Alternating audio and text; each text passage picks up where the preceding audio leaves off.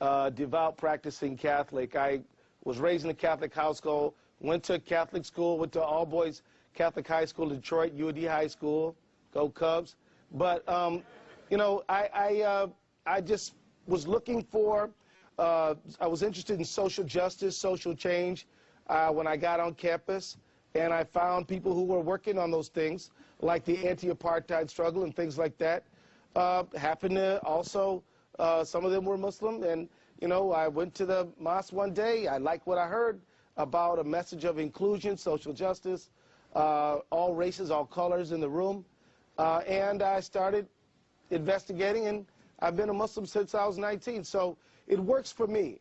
I do believe that religious pluralism is a key component of the human experience, at least it should be, and that we need to have respect for the people who are believers and non-believers. I have proud to represent a group of people in my district who are non-theists, and whenever we have interfaith roundtables, we invite them too, because we think they have important things to contribute to the dialogue. Right on. So let me get to the part where I think you may not agree with me, which is I do agree that there are other groups that pose a terrorist threat to this country. There are right-wing militias who are nutty, and the Ku Klux Klan, and abortion bombers, and Timmy McVeigh types. I would say that the threat potentially from radicalized Muslims is a unique and greater threat. It is the greatest threat. Let me give you the reasons why I jotted down why. One, it's been going on 1,000 years, this problem between Islam and the West. We are dealing with a culture that is in its medieval era.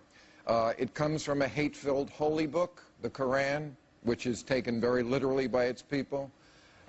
They are trying to get nuclear weapons. I don't think Tim McVeigh would ever have tried to get a nuclear weapon, because I think right-wing nuts, they think they love this country, and they are not trying to destroy this country. They want to get it away from the people they see as hijacking it. That's different than Muslim extremists who want to destroy it.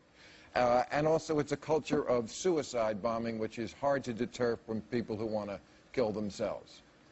Well, I tell you, Bill, I think that you should investigate this issue a little more, because I think that you're lumping together things that shouldn't be lumped together, and you're casting a very wide net, and therefore coming to the wrong conclusions.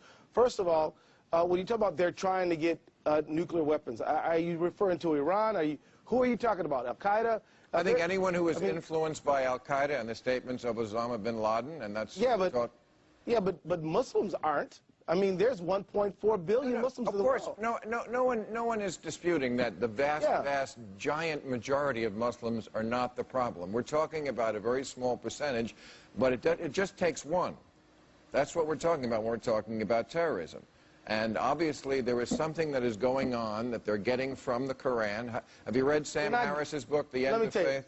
They're not getting it from the Quran. You know, Bill, I'm glad. Let's use this point for a moment, because as you know, as a student of religion, you know, their books are complex. They're compiled, and taking them out of context is a very easy thing to do.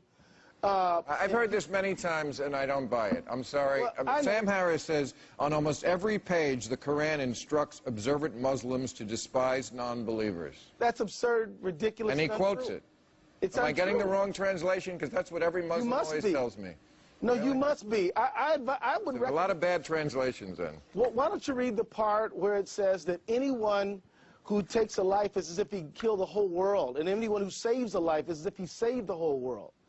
What about the one where it says that there be no compulsion in religion, and that it's literally wrong? Well, then where are the terrorists getting their instructions from? They're getting it from something else. Like any ideologue, they will take things out of context to do what they want to do. If you listen to terrorist rhetoric, Bill, what they do is they cite politics. They cite political grievances. They don't really use too much religion. As a matter of fact, when you find Muslims who reject terrorism, as I do and almost everyone does, it often is for spiritual and religious reasons and moral reasons. But when people want to justify it, they justify it on political reasons. This is well documented. Check out the Gallup poll. Check out people who've studied this stuff. One of the things that I think we can do to undermine terrorist ideology is actually to use people who know the Quran and to go after people like Anwar al-Awlaki who misquote it, misuse it, and don't really understand it.